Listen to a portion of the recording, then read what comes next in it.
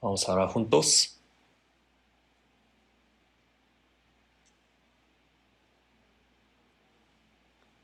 Dios nuestro Padre, santo y misericordioso, que nos amas. Estábamos lejos de ti en medio de nuestros pecados. Por nuestra conducta pecaminosa éramos tus enemigos y merecíamos tu ira y juicio, pero tuviste misericordia de nosotros, tuviste un gran amor. Y aun cuando no te conocíamos, Señor Jesucristo murió en nuestro lugar, derramando la sangre tan preciosa, por medio de la cual nos has limpiado perfectamente de nuestros pecados y sin nuestras obras nos has salvado. Por esta gracia te damos gracias.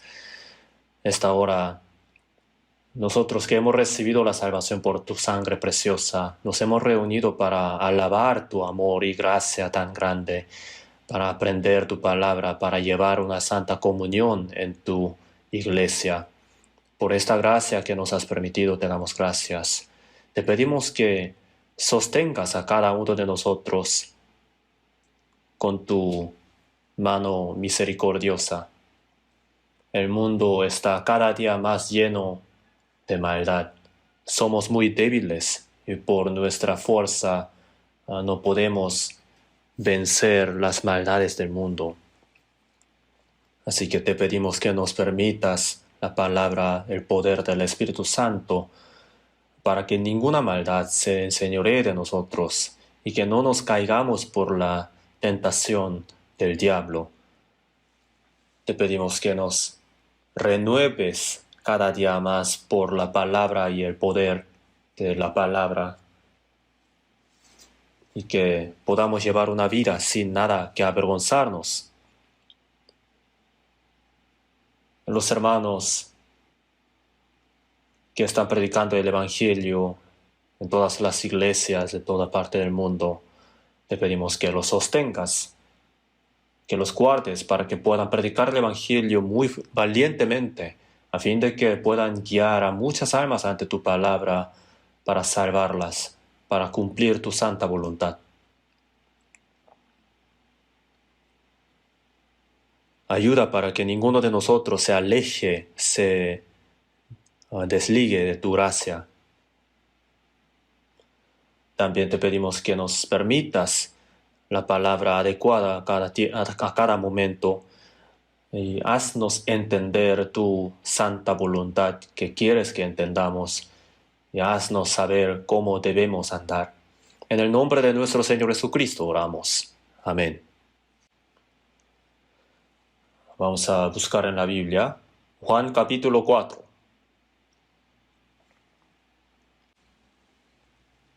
Juan capítulo 4, versículo del 34 al 36, del 34 al 36. Juan capítulo 4, del 34. Jesús les dijo: mi comida es que haga la voluntad del que me envió y que acabe su obra. ¿No decís vosotros, aún faltan 4 meses para que llegue la siega? He aquí os digo, alzad vuestros ojos y mirad los campos, porque ya están blancos para la siega. Y el que siega recibe salario, y recoge fruto para vida eterna, para que el que siembra goce juntamente con el que siega. ¿Hasta ahí?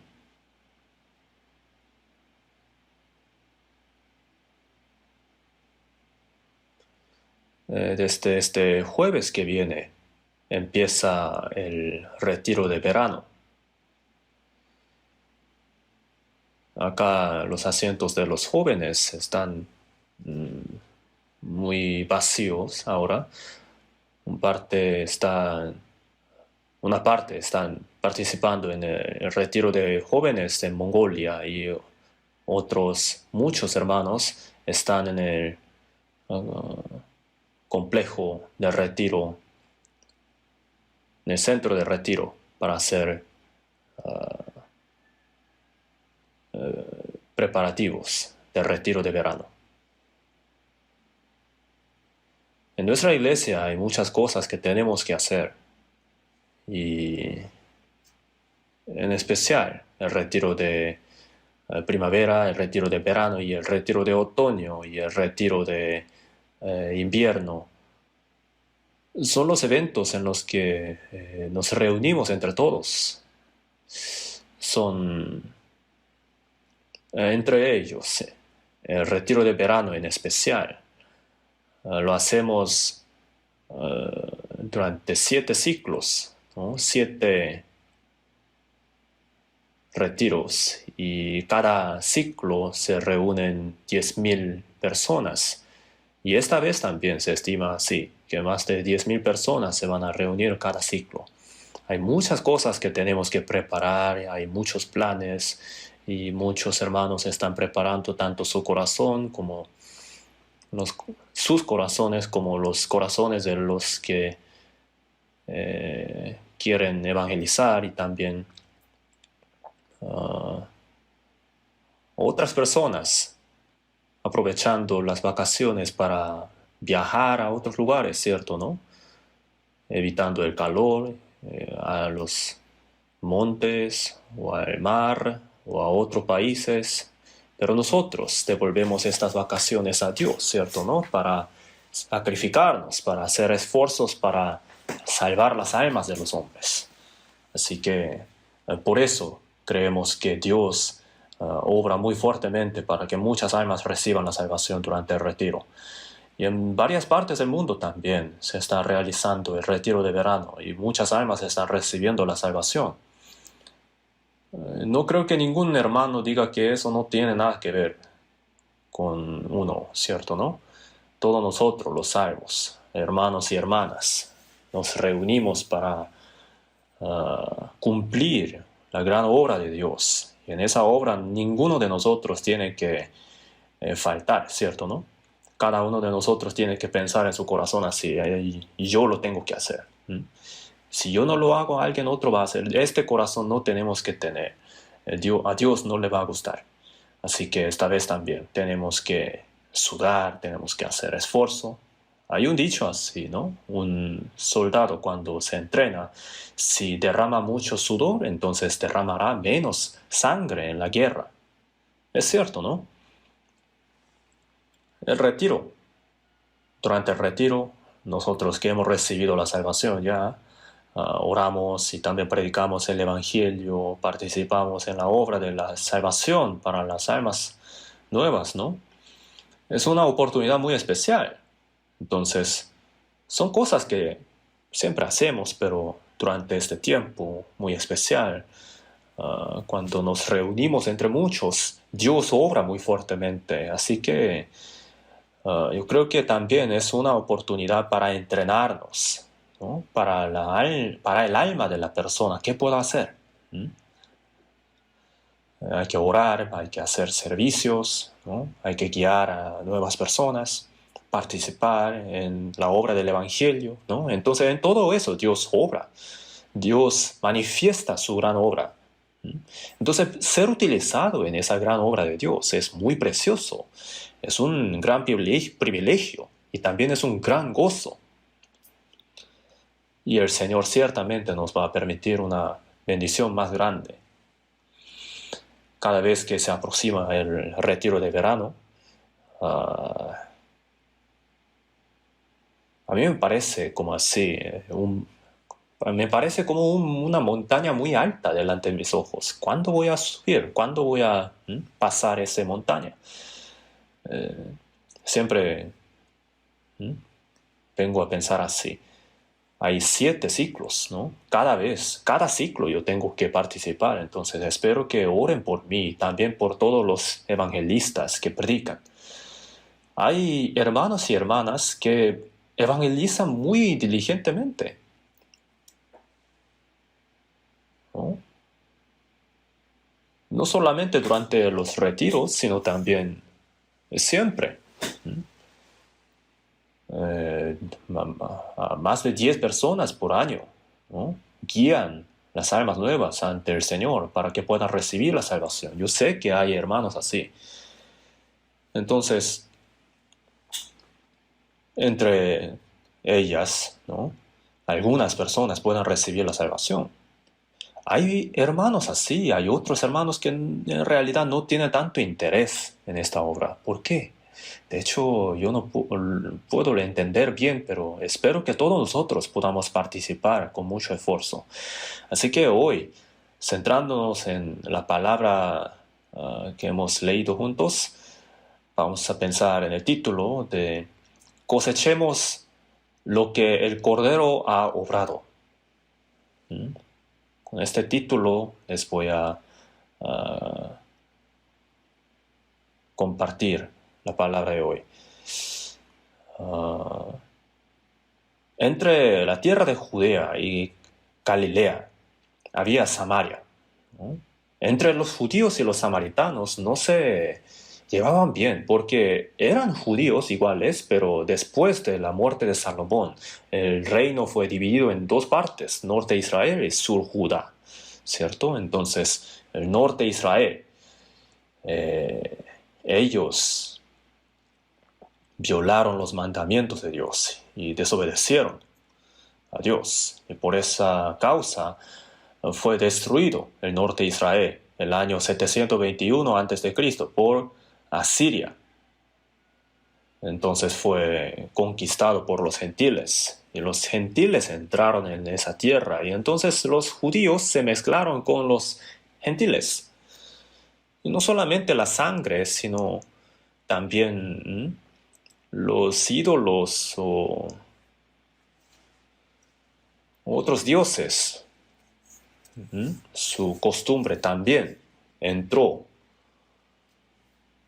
Así que los israelitas, los judíos también se contaminaron.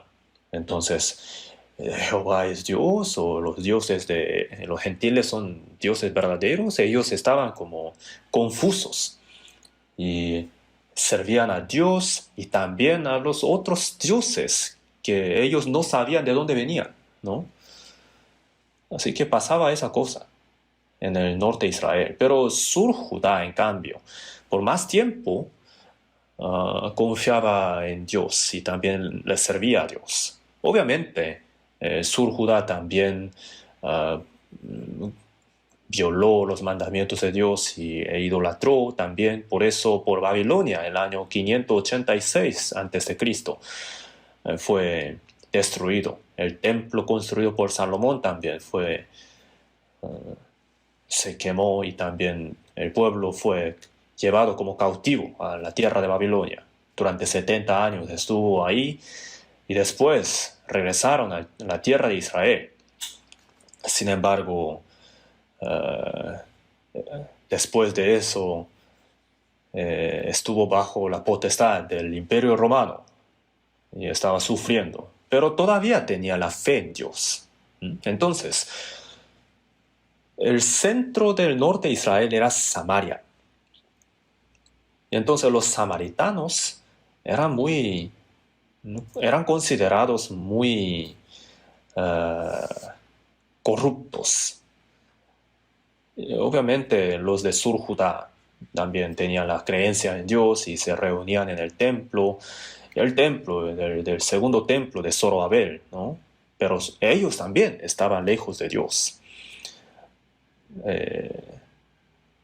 Entonces, estos judíos del sur trataban a los del norte samaritanos como a los gentiles. Los ignoraban, los trataban muy mal. Entonces, para ir a la tierra de Galilea, de Judea, ¿no?, tenía que pasar por Samaria. Pero los judíos generalmente no traspasaban la tierra de Samaria, sino daban una vuelta. Sin embargo, Jesús traspasó, ¿no?, entró en la tierra de Samaria y se encontró con la mujer muy pecadora, ¿cierto?, ¿no? Mujer samaritana. Ella fue al pozo durante el día. Generalmente las mujeres iban en la mañana temprano o en la noche a sacar agua por el calor. Pero esta mujer samaritana, ¿por qué fue al día? Porque tenía tantos pecados, entonces otras personas la veían mal, hablaban mal de ella, entonces ella fue al pozo cuando no muchas personas iban. Me parece que fue así. Entonces Jesús estuvo cruzando la tierra de Samaria y estuvo sentado junto al pozo, y esta mujer samaritana fue al pozo a sacar agua. Entonces Jesús le dijo, dame de beber, ¿cierto? ¿No? Entonces esta mujer samaritana se dio cuenta que era judío y dijo, ¿cómo tú siendo judío me pides a mí de beber, que soy mujer samaritana? Y Jesús era hombre y ella era mujer y se tenía que mantener distancia, ¿no? También. Y entonces, de todos modos, era... ¿Mm? Él pedía agua nada más, junto al pozo. Entonces, ¿por qué no invitarle agua, cierto? En Proverbios está escrito también así, si el que te aborrece tuviera hambre, dale de comer pan, y si tuviera sed, dale de beber agua. Pero esta mujer samaritana no solamente era muy pecadora, sino también era muy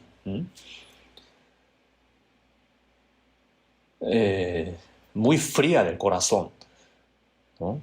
Ustedes judíos me tratan como perro, entonces ¿cómo te voy a invitar agua? Sí, ¿no? Entonces rechazó.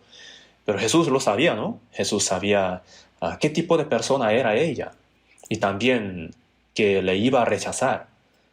Tenía sed carnalmente, pero él tenía una sed más ah, grande de su espíritu para salvar a esta alma pecadora de ella. Entonces él dijo, si conocieras el don de Dios y quién es el que te dice dame de beber, tú le pedirías y él te daría agua viva. Tú no me diste agua, pero si tú me pides, te daría, si tú me pidieres, te daría el don de Dios, el agua viva.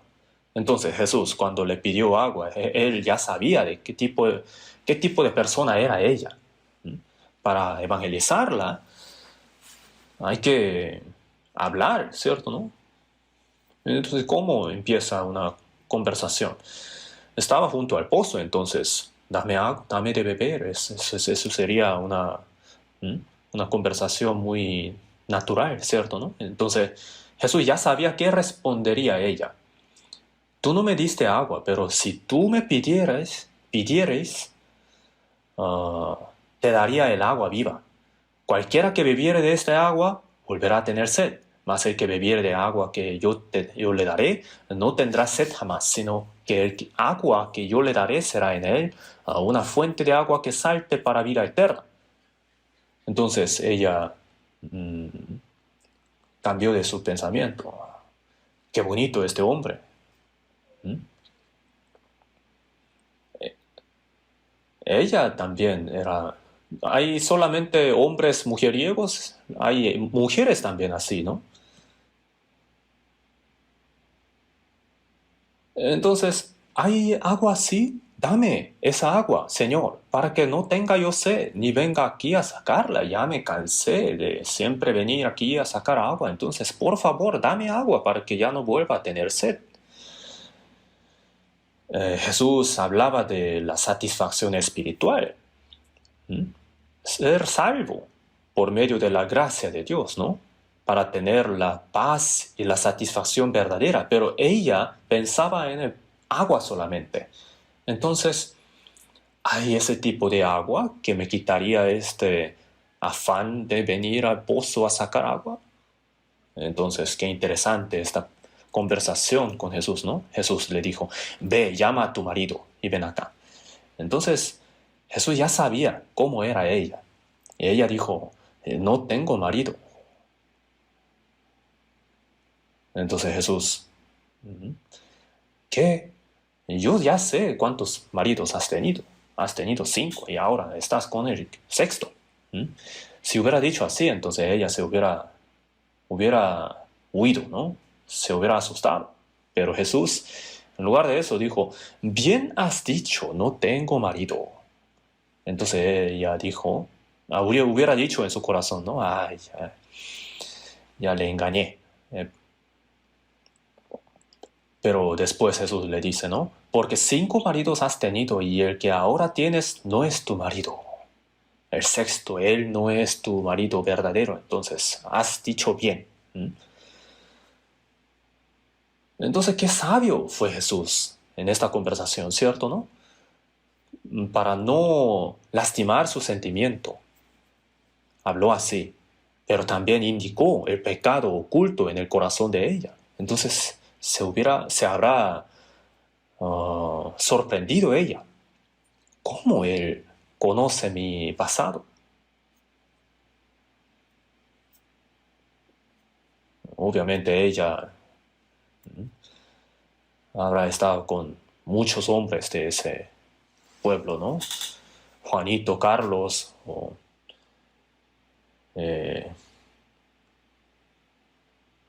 Víctor, o muchos hombres. Entonces el agua, ¿no? Como el agua. Toma agua, pero vuelve a tener sed. De la misma manera, ella estaba con muchos hombres, pero no encontró el marido verdadero que le daría la felicidad verdadera, ¿cierto, no? Entonces ella se sorprendió. Él no es un hombre normal. Ya sabe de mi pasado y me indica el pecado. Me señaló mi pecado y en lugar de reprenderme, dijo, el que ahora tienes no es tu marido, esto has dicho con verdad. Entonces ella fue convencida en su corazón y se dio cuenta que Jesús no era un hombre normal, sino como profeta. Entonces ya que he conocido a un profeta, voy a aprovechar para preguntarle algo. Entonces ella dijo, nuestros padres adoraron en este monte y vosotros decís que en Jerusalén es el lugar donde se debe adorar. Los samaritanos en el monte Gerizim de Samaria hicieron algo parecido como el templo y adoraban a Dios en ese lugar. Los judíos tenían el templo en Jerusalén y ahí adoraban. Entonces, ¿dónde hay que adorar? Siempre he tenido esta pregunta, entonces ya que he conocido a un profeta, voy a aprovechar a preguntarle.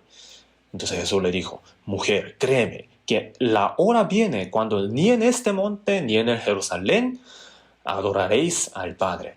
Mas la hora viene, y ahora es, cuando los verdaderos adoradores adorarán al Padre en espíritu y en verdad, porque también el Padre tales adoradores busca que le adoren.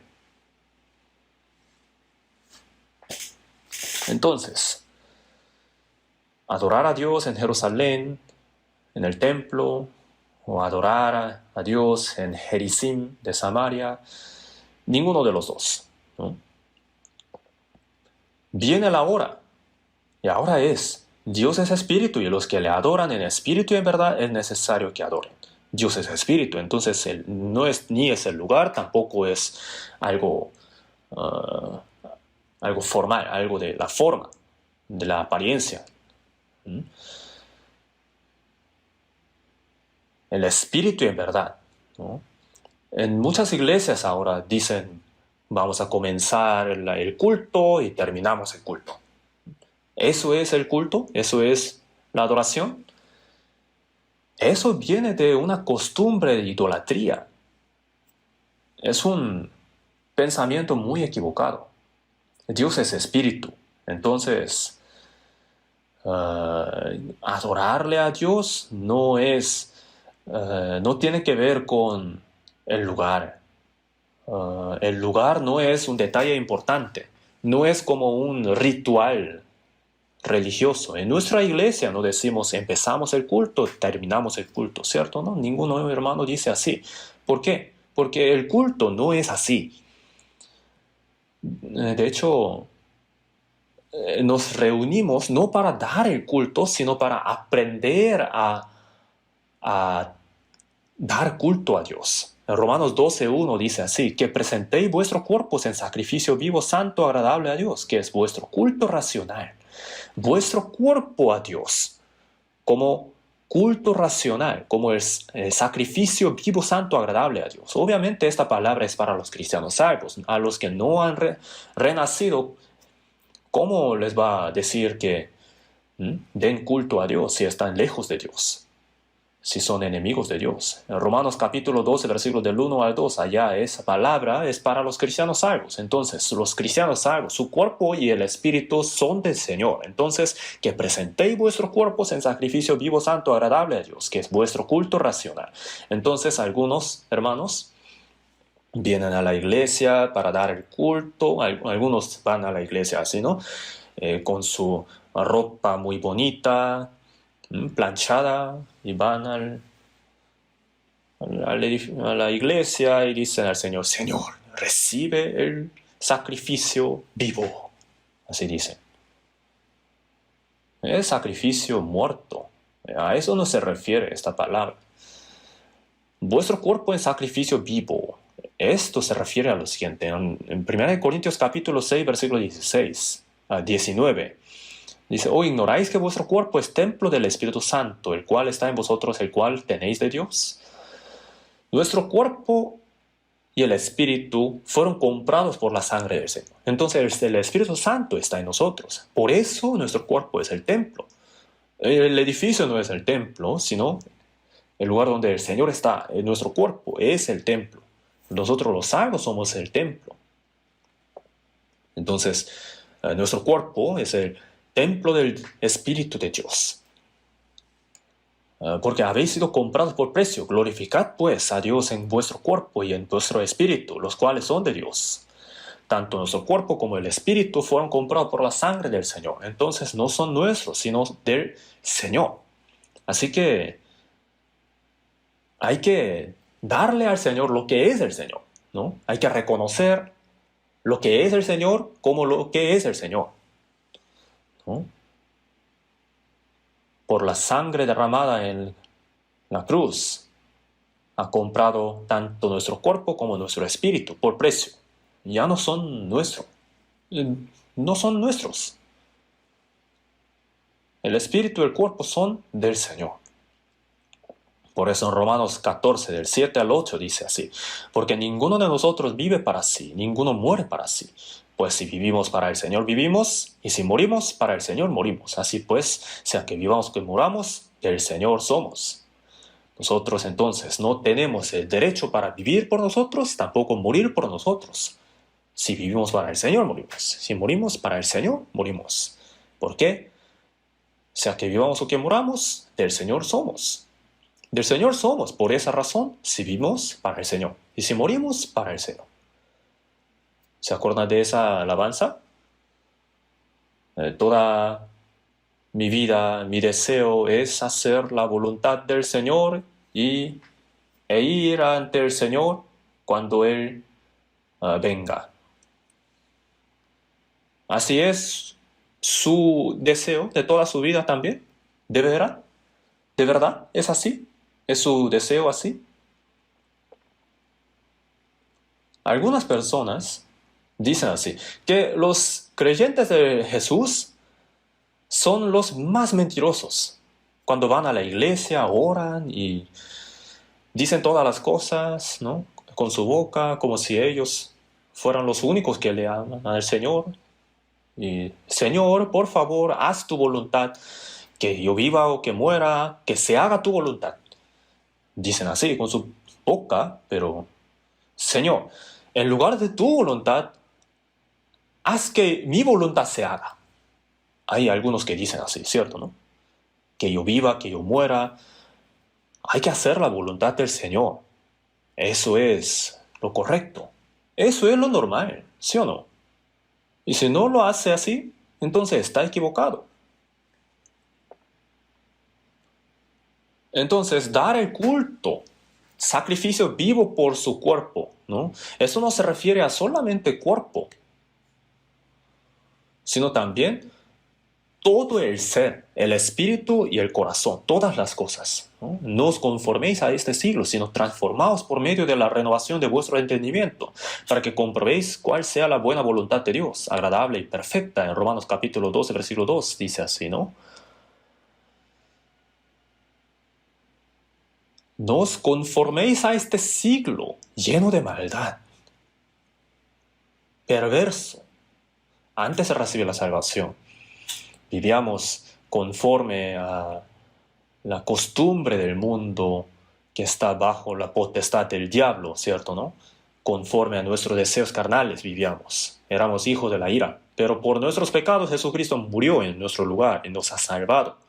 Entonces, no tenemos que conformarnos a este siglo tan malo y perverso. No tenemos que imitarlo, a eso se refiere, sino transformaos por medio de la renovación de vuestro entendimiento. Después de recibir la salvación, nuestro espíritu ciertamente ha recibido, ¿no? Ha sido salvo, pero nuestro corazón es como una persona muy enferma, que tenía una enfermedad muy crítica, ¿no? Entonces su cuerpo está muy débil. Se ha sanado un poquito, entonces ya no está en peligro mortal, pero su cuerpo está muy débil, no puede vivir normalmente. Hay personas así, ¿cierto? ¿No? Entonces tiene que ir recuperando poco a poco su salud, de la misma manera, ¿no? Por miles de años, nuestro corazón, hemos tenido esta naturaleza pecaminosa, corrupta. Entonces somos como muy enfermos. No tenemos la enfermedad mortal, pero somos muy débiles, nuestro cuerpo está muy débil, tenemos que recuperar la salud. Por la salud hay que evitar cosas malas para el cuerpo, hay que hacer ejercicio, hay que mantener la salud. De la misma manera, nuestro corazón y nuestra vida se tiene que ir cambiando poco a poco para que vivamos como es digno del Hijo de Dios. Hay que ir siendo cambiado poco a poco. Después de recibir la salvación por la gracia de Dios y por el poder de la palabra y el Espíritu Santo, poco a poco tenemos que ir cambiando en nuestros corazones. Tenemos que ir imitando más y más al Señor, nuestro hablar, nuestro actuar, el valor de nuestra vida o el propósito de la vida, todo tiene que cambiar. Un cristiano salvo dice que ha recibido la salvación, pero no tiene ningún cambio. Eso está equivocado, en algo está mal. Sino transformaos por medio de la renovación de vuestro entendimiento. Aprendiendo la palabra, hay que discernir la voluntad santa de Dios. Hay que aprender la voluntad agradable a Dios, ¿no? No hay que hacer lo que a Dios no le agrada. Hay que hacer las cosas que a Dios le agradan, ¿no? Eso es el culto racional, culto espiritual. Toda esa vida, tanto en el hogar como en el trabajo, como ¿no? en la comunidad o en la sociedad. Toda esa vida cambiada es el culto. En su vida cotidiana vive como quiera, pero el domingo viene a la iglesia y dice, Señor, recibe el sacrificio vivo. ¿Acaso se está burlando del Señor? ¿Qué diferencia tiene de idolatría? Entonces Jesús le enseñó a la mujer samaritana esto. A nosotros también el Señor nos está enseñando. Entonces la mujer se sorprendió y dice, Señor, me parece que tú eres profeta. Sé que ha de venir el Mesías, llamado el Cristo. Cuando Él venga, nos declarará todas las cosas. Entonces ella todavía estaba como indecisa, no podía creer a 100%. Ella decía, ¿no? Cuando Él venga, cuando Cristo venga, nos declarará todas las cosas. Y Jesús dijo, yo soy el que habla contigo. I am He. Soy yo soy Cristo. I am Christ. Esto es algo maravilloso. Yo soy, ¿no? Cristo, el Mesías al que esperas, soy yo. Ella se sorprendió, porque no solamente dijo eso, sino también abrió el corazón de ella y le hizo creer que Jesús era Cristo. Entonces la palabra del Señor pudo dar la confianza, ¿no? La certeza en el corazón de ella. Entonces ella se sorprendió y dejó su cántaro ahí, ¿no? Y se olvidó de dar el agua al Señor y fue a la ciudad de Samaria, ¿no? Y dijo, escúchame, ¿no? Hay un hombre que me contó todas las cosas que he hecho. ¿No será este el Cristo? Entonces, ¿qué pasó? Ella no está loca, pero parece que le ha pasado algo. Entonces los samaritanos también esperaban al Cristo. Por eso le siguieron a la mujer samaritana y se acercaron al Señor Jesús. Y en ese momento los discípulos estaban comprando algo para comer en la ciudad, y porque sabían que Jesús estaba cansado y tenía sed, tenía hambre, entonces compraron algo de comer y le dieron al Señor, Señor, Rabí, come. Entonces, del versículo 34, dice, Jesús les dijo, mi comida es que haga la voluntad del que me envió y que acabe su obra. Yo tengo una comida que comer que vosotros no sabéis. Entonces, ¿alguien le dio algo de comer? ¿Alguien le dio? Yo tengo una comida que comer que vosotros no sabéis. Y después dice,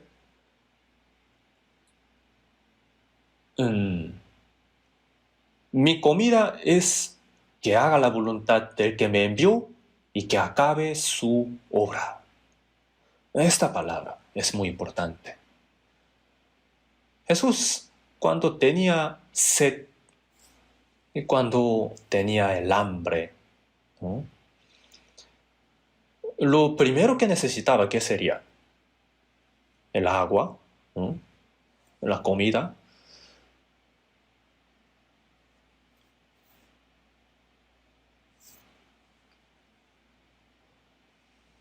La tristeza de tener hambre. Hay este tipo de tristeza, ¿cierto? ¿No?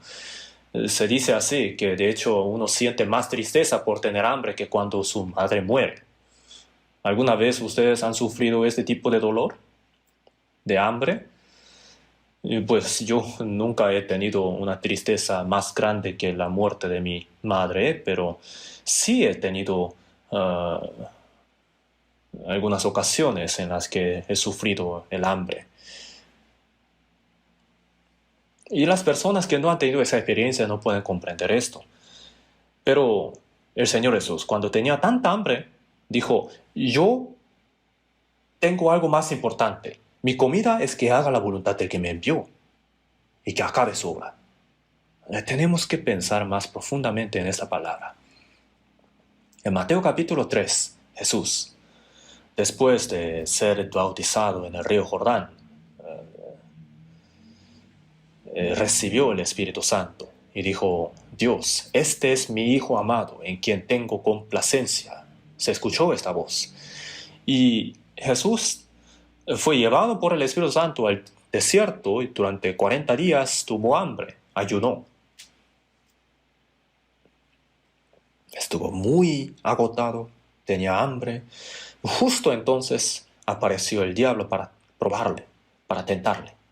Adán, cuando no tenía hambre, fue tentado por el diablo, ¿cierto? A través de Eva. Pruébalo. El fruto del árbol de la ciencia del bien y del mal. Te abrirá tus ojos y tendrás la sabiduría como Dios. Cuando él estaba normal, por causa de, por asunto de comer, cayó en la tentación. Pero Jesús, después de ayunar 40 días, cuando estaba agotado, el diablo apareció y dijo, si eres hijo de Dios, di que estas piedras se conviertan en pan. Si eres hijo de Dios, si eres, Jesús ya recibió el testimonio de que era hijo de Dios en Mateo capítulo 3, versículos del 16 al 17, cuando fue bautizado, ¿sí o no? Tenía ya la certeza de que él era hijo de Dios, pero el diablo que dijo, si eres hijo de Dios, ¿por qué tienes tanta hambre? Si eres hijo de Dios, tienes poder. Tienes poder. Di a estas piedras que se conviertan en pan. Cómetelo. Entonces Jesús, de veras, yo soy hijo de Dios, me olvidé.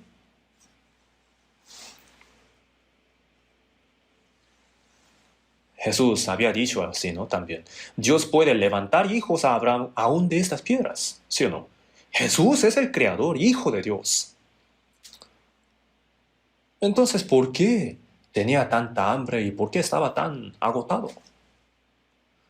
Jesús, en aquel momento, en Mateo capítulo 4, versículo 4, dijo, no solo de pan vivirá el hombre, sino de toda palabra que sale de la boca de Dios.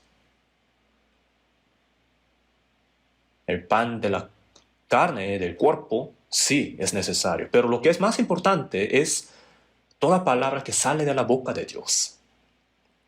Hay que vivir de ella.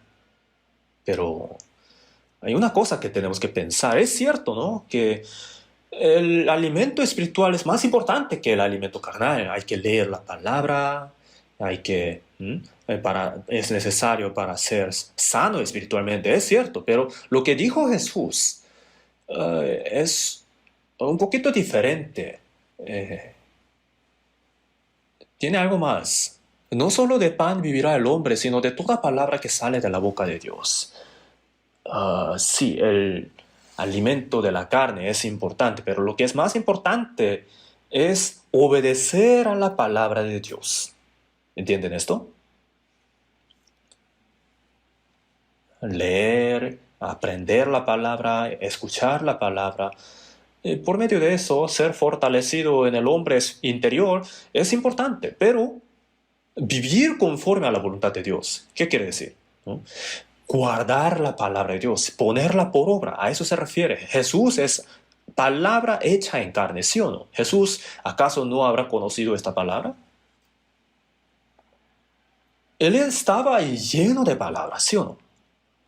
Pero cuando estaba extremadamente cansado y agotado,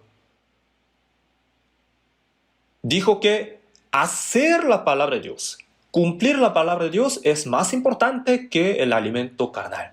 En Mateo 5, 6 dijo, bienaventurados los que tienen hambre y sed de justicia, porque ellos serán saciados. Los que tienen hambre y sed de justicia, hacer la voluntad de Dios, a eso se refiere. Los sedientos, los hambrientos, buscan el agua y la comida, ¿sí o no? Entonces, los que tienen sed de justicia y hambre de justicia, anhelan hacer la voluntad de Dios. A eso se refiere. Entonces Jesús, aun cuando fue tentado por el diablo, trató de obedecer más a la palabra de Dios que procurar el alimento carnal. En Juan capítulo 6 dijo, porque he descendido del cielo no para hacer mi voluntad, sino la voluntad del que me envió. Para hacer la voluntad de Dios, él tuvo que hasta morir. Mi comida es que haga la voluntad del que me envió y que acabe su obra.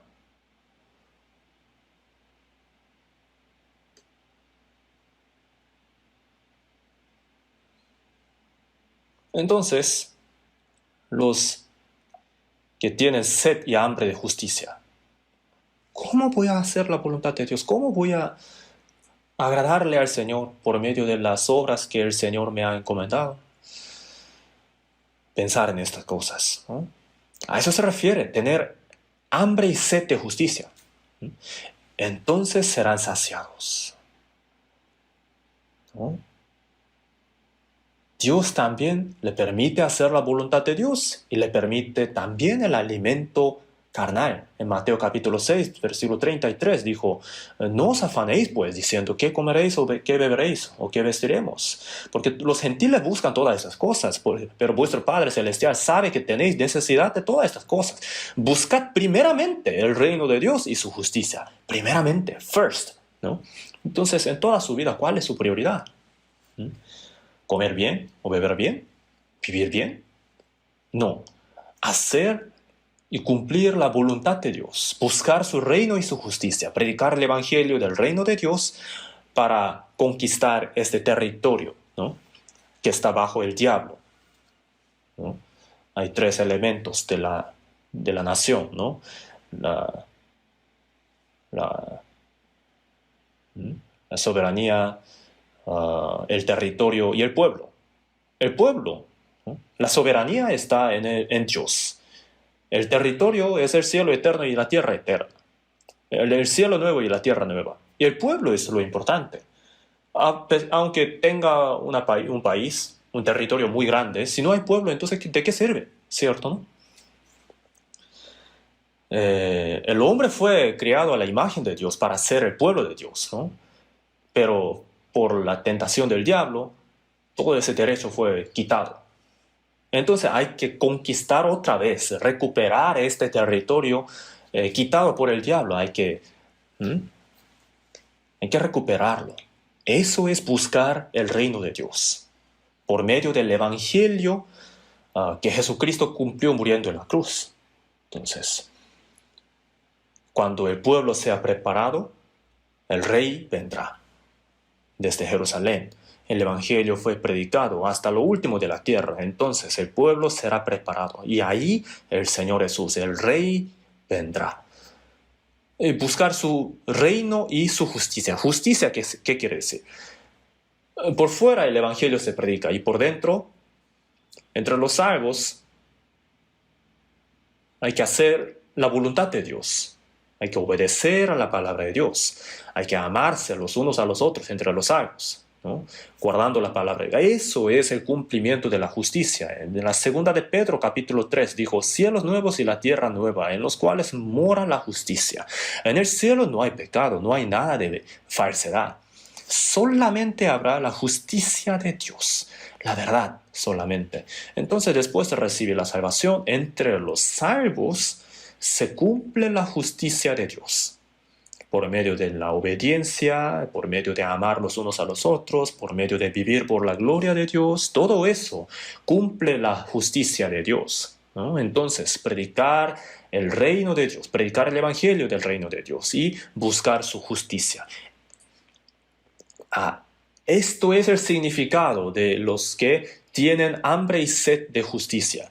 Y todas estas cosas os serán añadidas.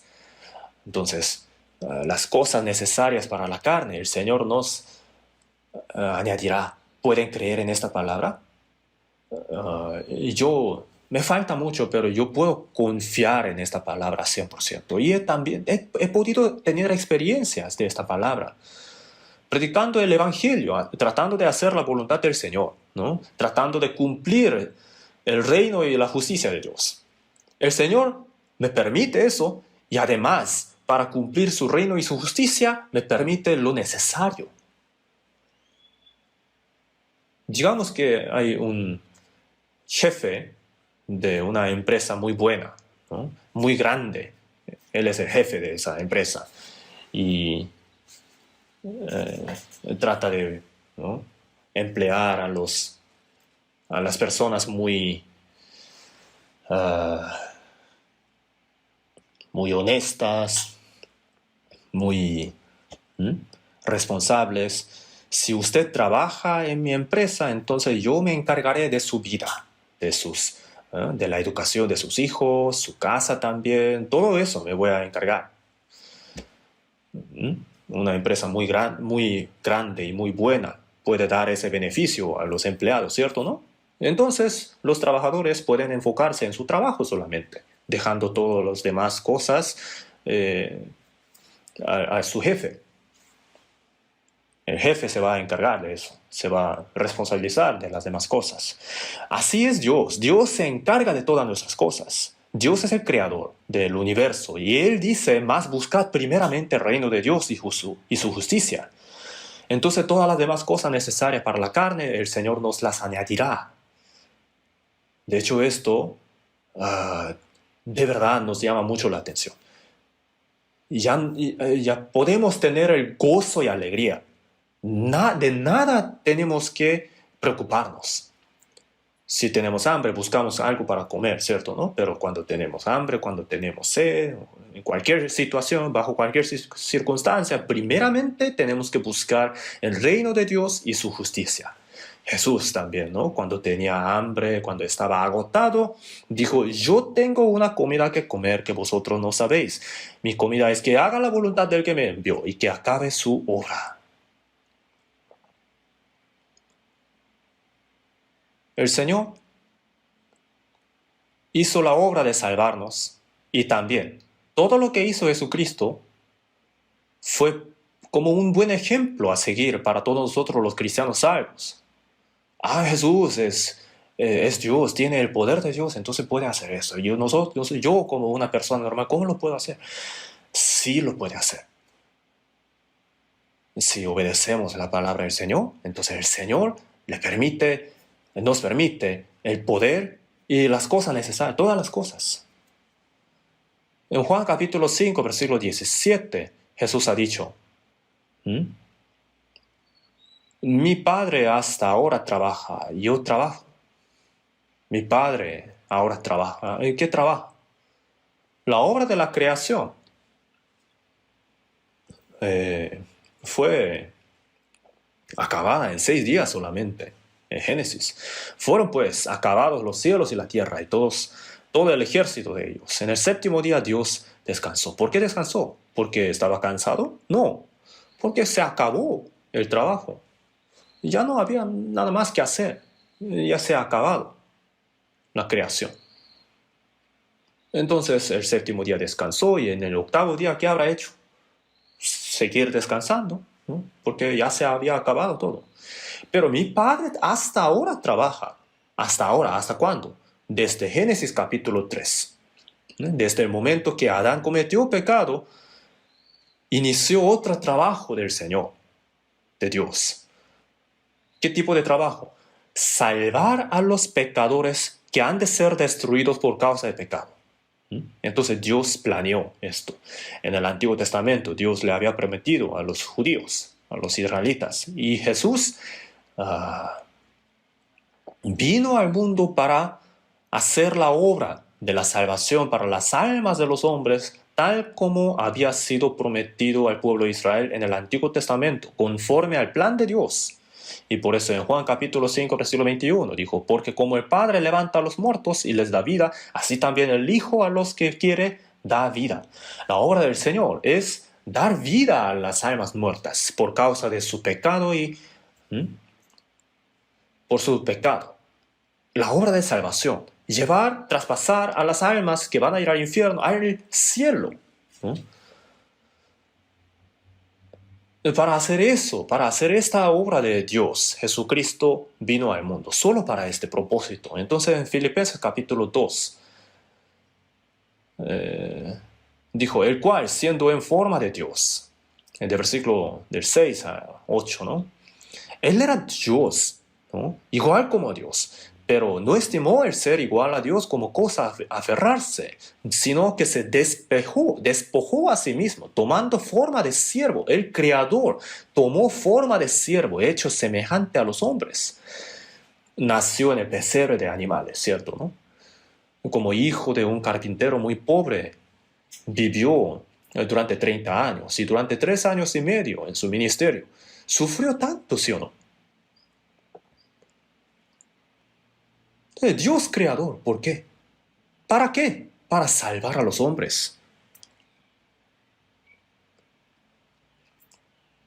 No estimó el ser igual a Dios como cosa a que aferrarse, sino que se despojó a sí mismo, tomando forma de siervo, hecho semejante a los hombres.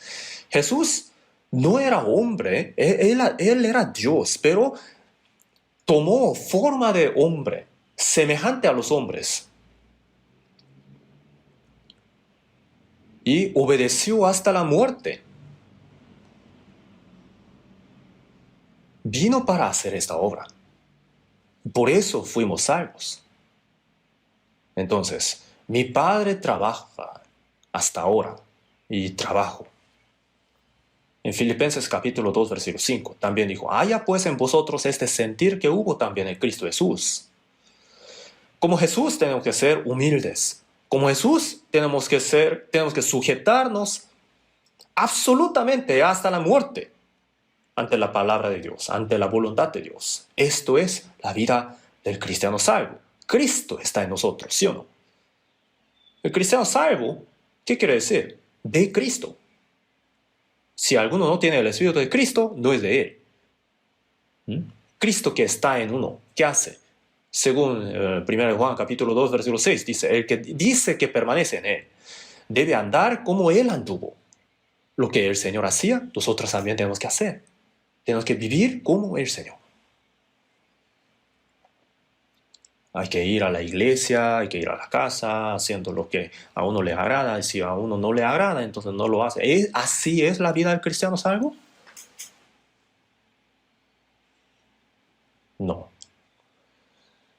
Entonces, nosotros también, como el Señor, que se humilló a sí mismo, que obedeció hasta la muerte, absolutamente tenemos que sujetarnos. Si uno no obedece a Dios, le ignora a Dios, le menosprecia a Dios, es soberbio. Hay que obedecer hasta la muerte.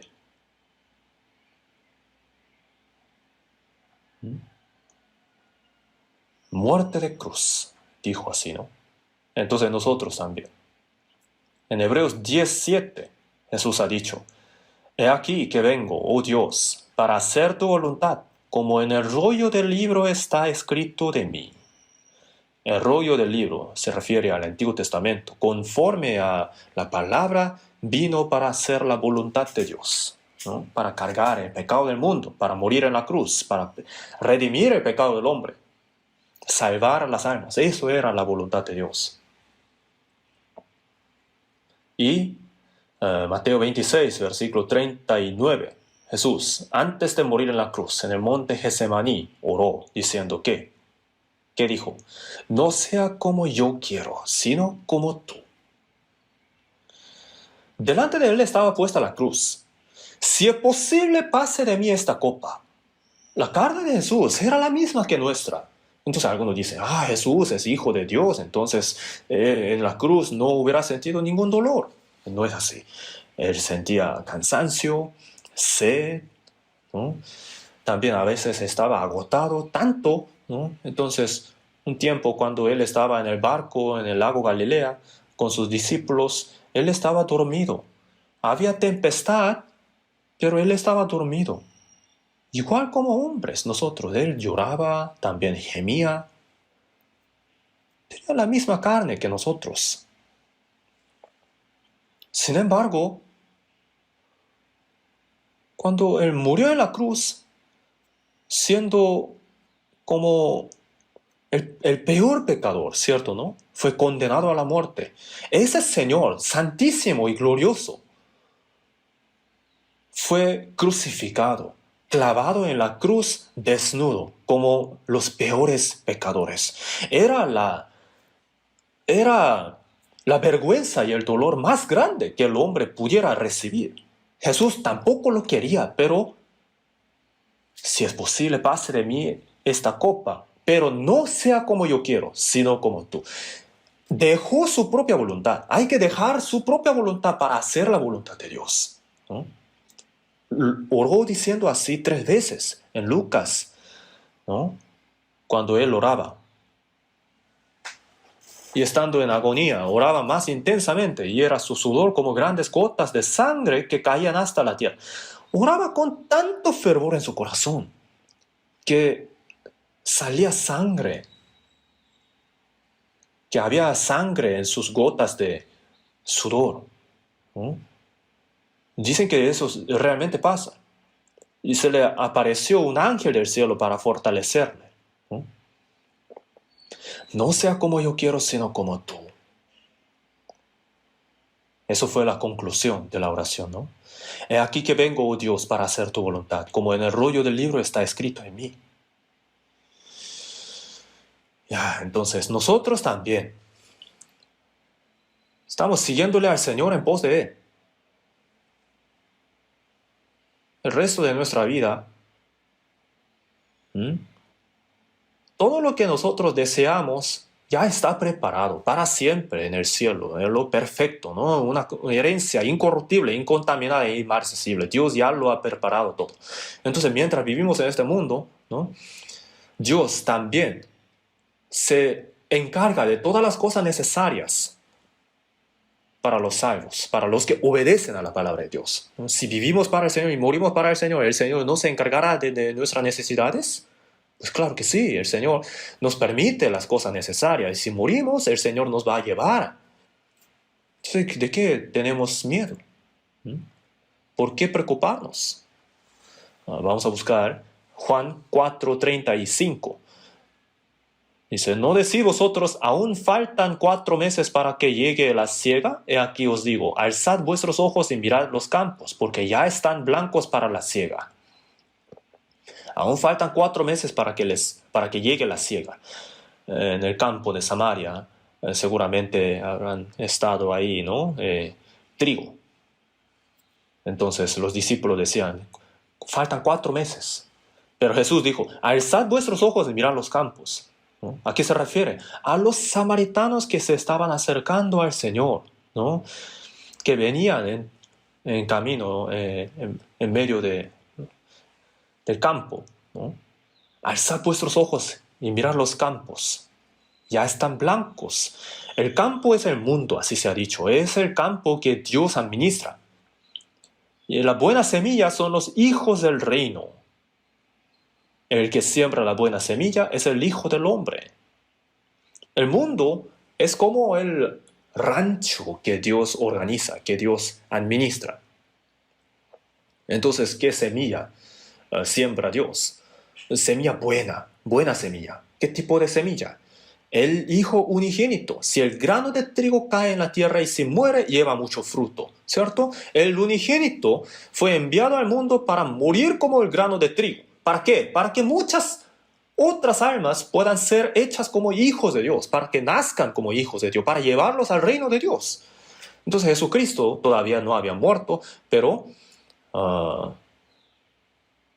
iba a morir por ellos, ¿no? Por eso dijo, alzad vuestros ojos y mirad los campos. Todavía faltan 4 meses para cosechar este grano, pero no me refiero a eso, me refiero a las almas, ¿no?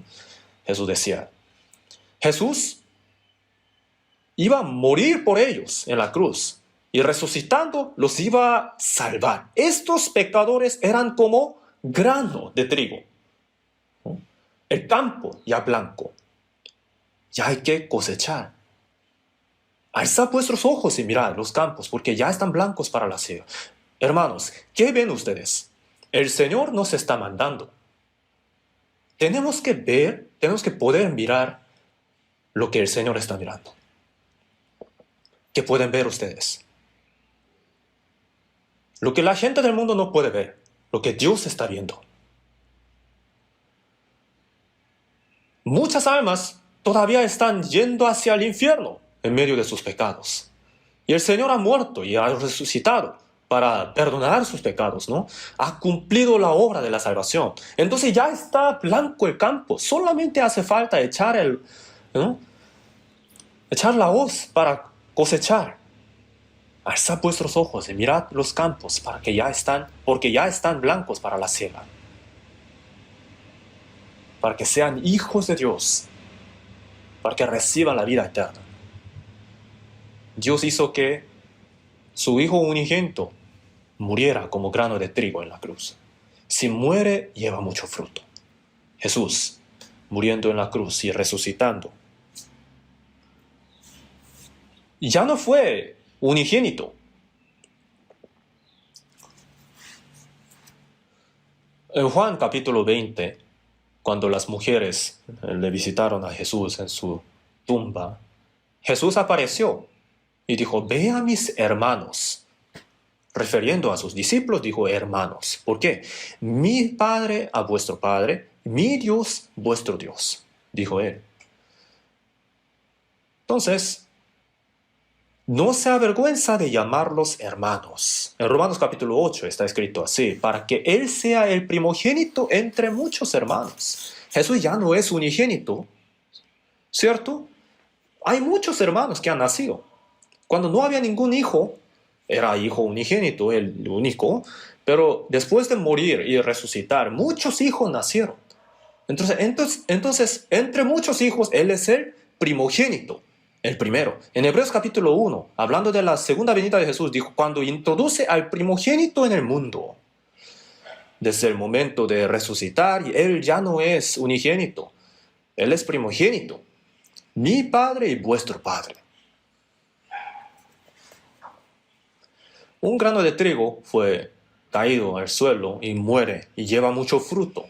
Entonces, ese grano que murió o otros frutos que fueron llevados por causa de ese grano son de la misma vida, son hijos del mismo Dios, son iguales, son herederos igualmente, son frutos que tienen la vida eterna, son pueblo del cielo eterno, igual como Jesús. ¿No es maravilloso esto? Un grano de trigo fue sembrado y muchos frutos fueron llevados. Y son de la misma vida que ese mismo grano. Son hijos de Dios, son herederos de Dios, son frutos de la vida eterna. Alzad vuestros ojos y mirad los campos, porque ya están blancos para la siega. Como el Señor está mirando al mundo, tenemos que poder ver así. En medio de sus pecados, ¿no? Se están llevando por la corriente de pecado hacia el infierno. El Señor ya ha completado la obra de la salvación. Entonces, son como frutos ya maduros para cosechar. Nosotros también tenemos que saber esto. Si predicamos el Evangelio, el pecador puede ir al cielo. Porque de tal manera amó Dios al mundo que ha dado a su Hijo unigénito a la cruz, para que todo aquel que en Él cree no se pierda, mas tenga vida eterna. La obra de la salvación ya se ha cumplido. Entonces, si predicamos este Evangelio, entonces reciben la vida eterna. ¿Qué tenemos que hacer nosotros? Jesucristo en la cruz, Juan capítulo 19, versículo 30, dijo, consumado es. It's finished. Todo está ya hecho, ya está cumplido, ya se ha redimido todo, ya está pagado. En Juan 20, 19, dijo, paz a vosotros. Después de resucitar, Jesús dijo así, ¿no? Cuando Él murió, dijo, consumado es. Después de resucitar, paz a vosotros. ¿A qué se refiere? En Isaías 57 dice, no hay paz, Dios, dijo mi Dios, para los impíos. Los pecadores que van a ir al infierno, ¿qué tipo de paz pueden tener? Pero vuestros pecados ya están pagados. Tened paz, ¿no? Ya podemos tener paz, ¿no? Si creemos en este hecho, entonces podemos tener la paz de Dios. Esto es la salvación. Entonces, muchos hijos han nacido y han sido herederos de Dios. Para esto, Dios hizo que su unigénito muriera como un grano de trigo. Entonces, así cumplió la obra de la salvación. Y ahora Jesús, después de resucitar, ¿qué dijo? En Juan, capítulo 20, versículo 19, ante sus discípulos, mostrando sus manos, dijo, paz a vosotros, paz a vosotros. 2 veces lo dijo. Y como me envió el Padre, así también yo os envío. Jesús, sin pecado vino al mundo y cargando el pecado del mundo murió en la cruz y completó la salvación de redención. Para eso fue enviado. Lo cumplió, muriendo y resucitando. Y como me envió el Padre, así también yo os envío. No solamente los discípulos de Jesús, nosotros, todos los salvos que hemos recibido la salvación, ¿no? También fuimos enviados. ¿Qué quiere decir? Tenemos que enseñar, tenemos que predicar el hecho, lo que hizo Jesucristo en la cruz. Y habiendo dicho esto, sopló y les dijo, recibid el Espíritu Santo. A quienes remitiereis los pecados, les son remitidos. Y a quienes los retuviereis, les son retenidos. Cuando venga el Consolador, Él dará testimonio acerca de mí. Pero recibiréis poder cuando haya venido sobre vosotros el Espíritu Santo, y me seréis testigos en Jerusalén, toda Judea, en Samaria y hasta lo último de la tierra. ¿No? En el día de Pentecostés vino el Espíritu Santo y comenzó el Evangelio. Y después de 2000 años, el Evangelio fue predicado hasta el extremo de la tierra, ¿no? Al oriente extremo, hasta nosotros, ¿no? En Romanos 10 dijo, ¿y cómo creerán en aquel de quien no han oído? ¿Y cómo oirán sin haber quien les predique? Jesucristo muriendo en la cruz redimió el pecado de todo el mundo, ya completó la obra de la salvación. Pero si no se predica esto, entonces ¿de qué sirve? ¿Quién podrá recibir la salvación? Hay que sembrar la semilla, hay que hacer sacrificio, hay que sudar, ¿no? Para trabajar en el campo. Todo ya está listo para cosechar. Pero si no hay nadie que cosecha, entonces ¿qué pasa? Todo se va a echar a perder.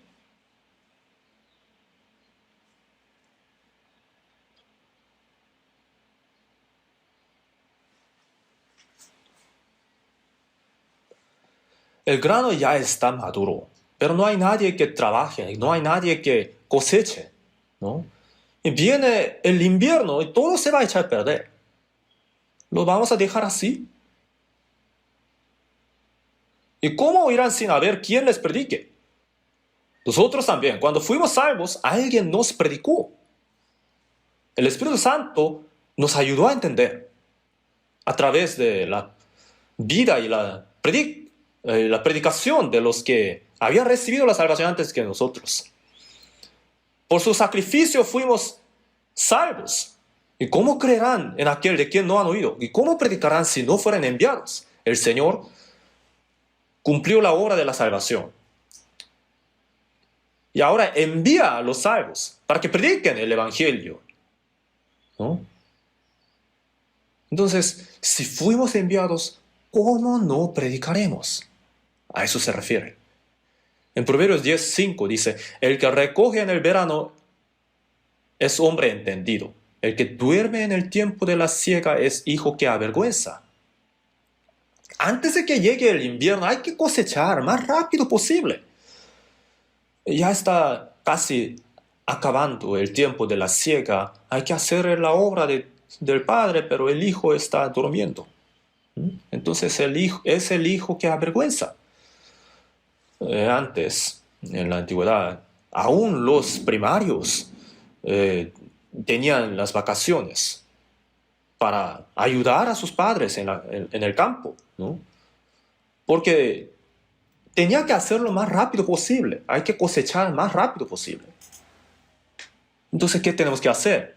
El Cordero ha hecho el sacrificio, murió en la cruz y completó el Evangelio, la salvación. El que ciega recibe salario. ¿A qué se refiere? El que ciega, ¿no? Los que han recibido la salvación predican el Evangelio de la muerte y la resurrección de Jesucristo, la salvación del alma. Y ellos son los que cosechan. Nosotros somos los que ciegan. Entonces, para que el Evangelio fuese predicado hasta nosotros, ¿saben cuántas personas han muerto? En el libro de Hechos, después de la resurrección de Jesucristo, los apóstoles, los discípulos, ¿no? Todos ellos predicando el Evangelio, todos murieron. Ninguno de ellos vivió cómodamente.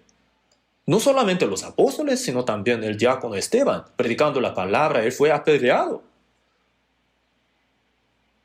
Jacobo fue decapitado y Tomás, se dice así, que él murió a palos de hierro. Y Pedro, predicando el Evangelio en Roma, fue crucificado al revés. Y el apóstol Pablo en cárceles, peligros de muerte muchas veces, ¿no? Y una vez fue apedreado y murió, pero después, ¿no?, vivió otra vez y predicó el Evangelio otra vez. Sufrió frío, ayuno, desnudez. Durante 2 años estaba encarcelado en Roma predicando el Evangelio y al final fue decapitado. Y este Evangelio, entonces, para que fuese predicado hasta nosotros, ¿cuántas personas han derramado su sangre? Los que sembraron con lágrimas, con regocijo segarán. En Salmo 126 dice, irá andando y llorando el que lleva las preciosas semillas, mas volverá a venir con regocijo trayendo sus gavillas. Por la sangre de Jesucristo, la semilla fue sembrada. Por la lágrima, el sudor y la sangre de los santos, de los salvos, se ha sembrado esta semilla. Entonces nosotros también tenemos que cosechar, tenemos que derramar nuestra lágrima, sudor y sangre. ¿Qué tenemos que hacer? En Salmo 116, versículo 12. ¿Qué pagaría Jehová por todos sus beneficios para conmigo? Por salvar a mí, un pecador, Dios, dejando su trono, vino al mundo tan humilde y el mundo lleno de pecados, ¿no? Murió en la cruz. Y así nos perdonó eternamente de nuestros pecados, nos salvó. Esta gracia tan grande, ¿cómo la pagaremos? ¿No? Tenemos que pagar. El salvo, nosotros, no, aunque muriéramos 100 veces por el Señor, no podríamos pagar la gracia del Señor. No podríamos, pero tenemos que hacer algo, ¿sí o no? El Señor ha muerto por mí y yo no quiero hacer nada para el Señor. ¿Cómo lo puede decir? ¿Cómo podremos vivir así?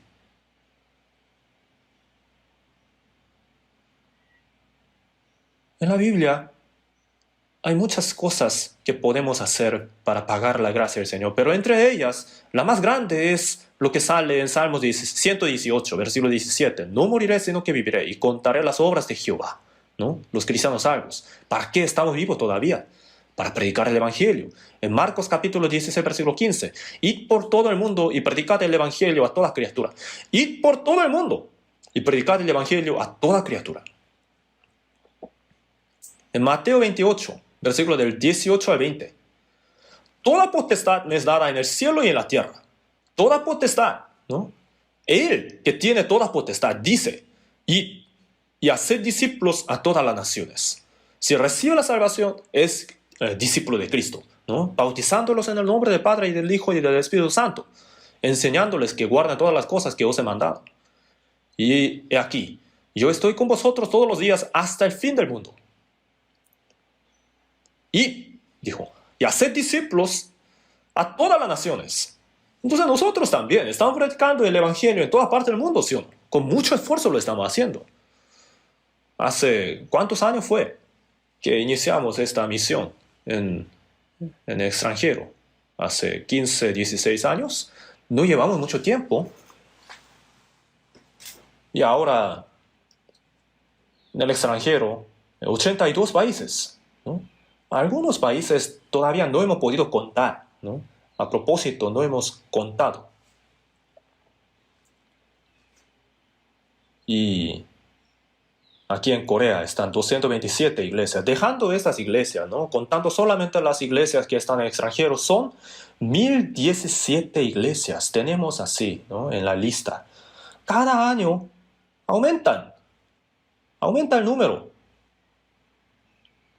Y si el Señor viene, ¿no? Si el Señor nos permite 10 años más, entonces ¿qué pasará? De verdad, yo tengo mucha expectativa en mi corazón. En este fin del mundo, el Señor nos ha permitido la misión de predicar el Evangelio en todo el mundo. De hecho, sentimos mucha responsabilidad. Para esta obra tenemos que hacer todo tipo de sacrificio, ¿no? Para predicar el Evangelio, que Dios, su unigénito, cumplió muriendo en la cruz, ¿no? El apóstol Pablo dijo en Hechos capítulo 20, versículo 24, ¿no?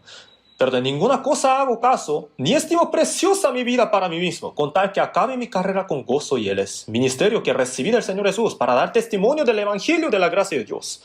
De verdad vivió así, ¿no? Para predicar el Evangelio de la gracia de Dios, ¿no? Puedo morir. ¿Qué tal? Otras personas van de vacaciones, ¿no? Pero nosotros, ¿no? Nos sacrificamos un poco más, sudamos y derramamos lágrimas, ¿no? Hacemos más, sufrimos un poquito más, hacemos más servicio y sienten tanta pena por esto. ¿No lo pueden hacer? Si el grano de trigo no cae en la tierra y muere, queda solo. Morir, sacrificarse a sí mismo, ¿no? Donde no hay sacrificio, ninguna obra va a haber.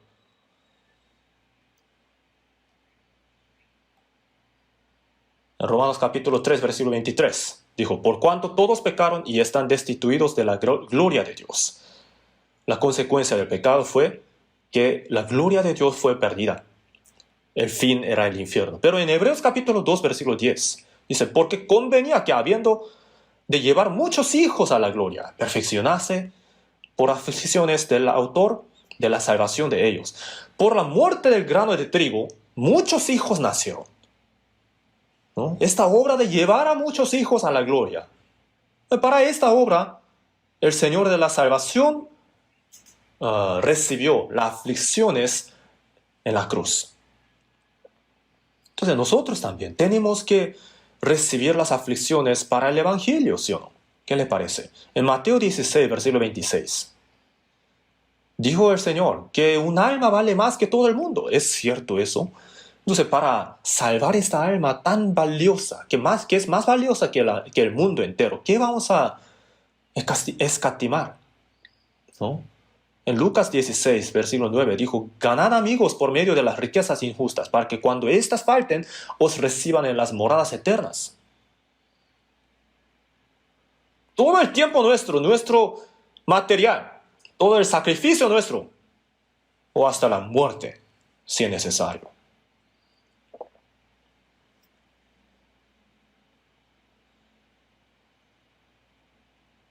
Donde hay nuestro sacrificio, ahí nace una vida nueva. Entonces, muchos hijos nacen para llevarlos a la gloria de Dios, ¿no? Jesucristo cumplió la obra.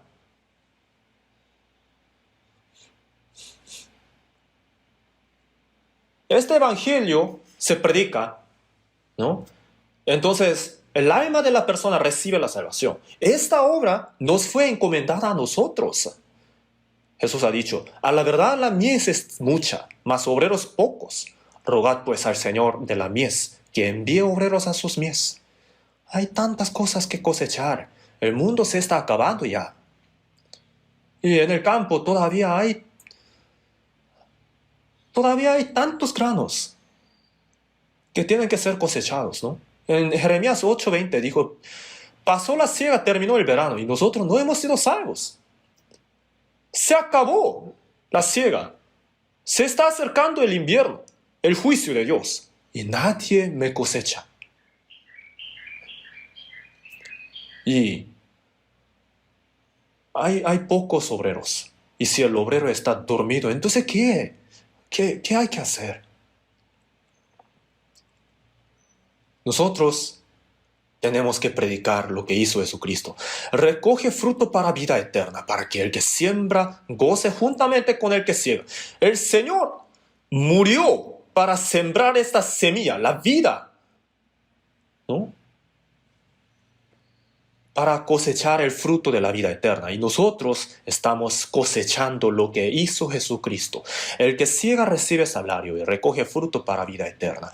En el campo, cuando faltan obreros, pagan ya adelantado ¿no? Para los obreros, ¿cierto? ¿No? Por si falte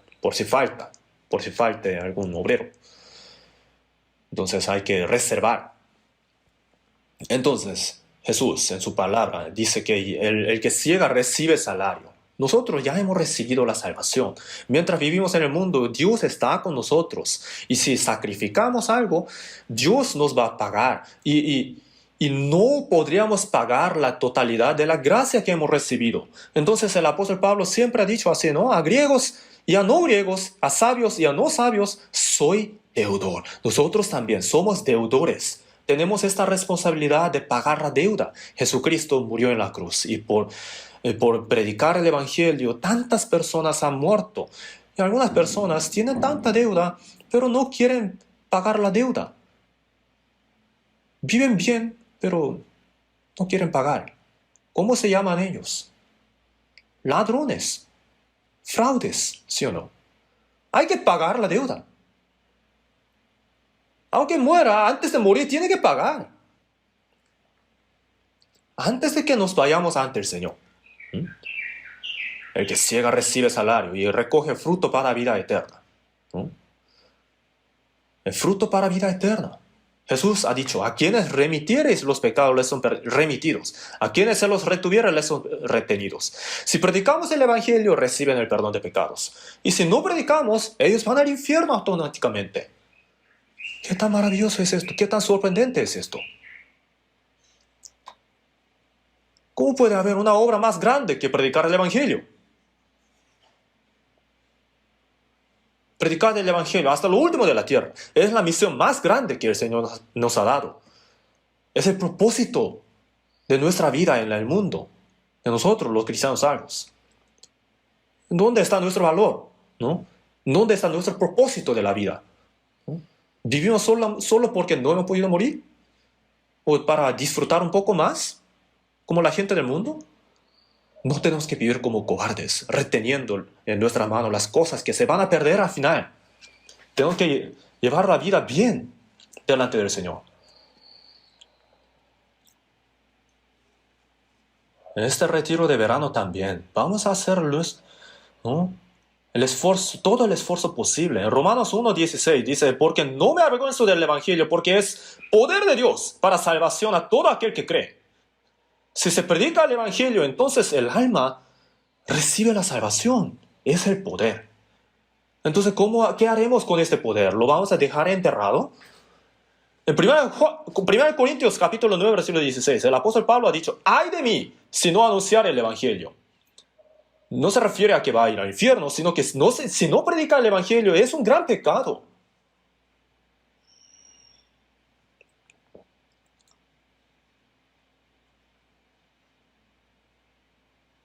En el camino, si hay alguien que está muriendo, ¿no? Apedreado por un carro, entonces decimos, qué pobrecito, y seguimos con el camino.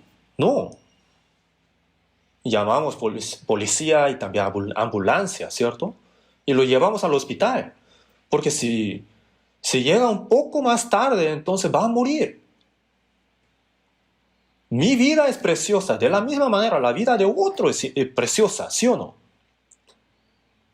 Si descuidamos una salvación tan grande, como lo dice en Hebreos capítulo 2, ¿no? Si sabe que su vida es preciosa, entonces tiene que saber también, la vida de otros es preciosa, ¿no? La salvación también. Hay que predicar el Evangelio. En Salmo 66, versículo 16, dice, contaré lo que ha hecho a mi alma, ¿no? Lo que Dios ha hecho por mi alma, hay que predicar. Eso es lo que tenemos que hacer.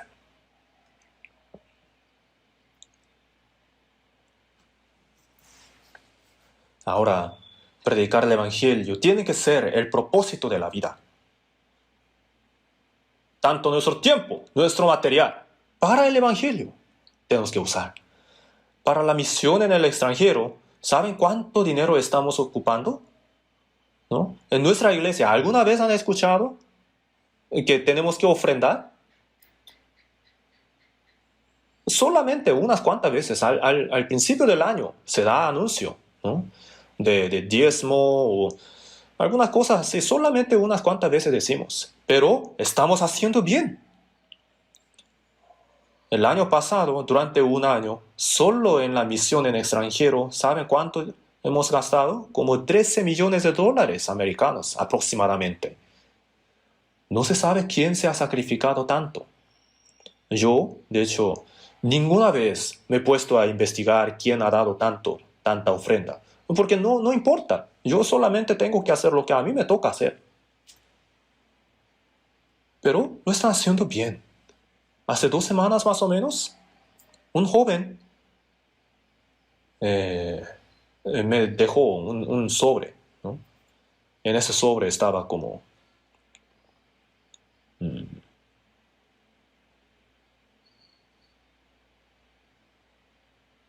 $10,000, ¿no? No dejó su número, tampoco dirección, solamente estaba escrito así, yo soy un joven, quiero que este dinero se ocupe para la misión, ¿no? $10,000, más o menos. Solo espero que se ocupe para la misión. De hecho, tengo más cosas que hablar acerca de esto, pero para que no haya malentendido no voy a decir. Pero parece que algunos hermanos han sacrificado casi 100% de su dinero para la misión. No puedo ser misionero, pero quiero enviar a los misioneros. Con ese corazón ellos han hecho ese sacrificio. Entonces nosotros también tenemos que hacer la obra de cosechar los frutos para la vida eterna, ¿no? Para que podamos estar gozosos delante del Señor cuando nos vayamos ante Él. No nos queda mucho tiempo. En 2 de Corintios capítulo 6 versículo 2 dice: he aquí ahora el tiempo aceptable, he aquí ahora el día de la salvación. Ahora es. Si ahora no predicamos el Evangelio, entonces ¿cuándo? ¿No? ¿Después de terminar? ¿Después de que se acabe la oportunidad? La época de la gracia se está acabando. Los fenómenos naturales que están sucediendo en toda parte del mundo, fenómenos climáticos, ¿no? El hambre o el terremoto, pestilencia, ¿no? Desastres. Y el mundo también está lleno de maldades. Está más lleno de maldades que cuando Sodoma y Gomorra estaban a punto de ser destruidos, ¿no? Y también antes del diluvio.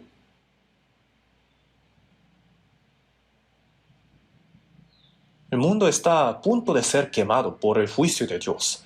Y nosotros tenemos que velar, tenemos que despertarnos.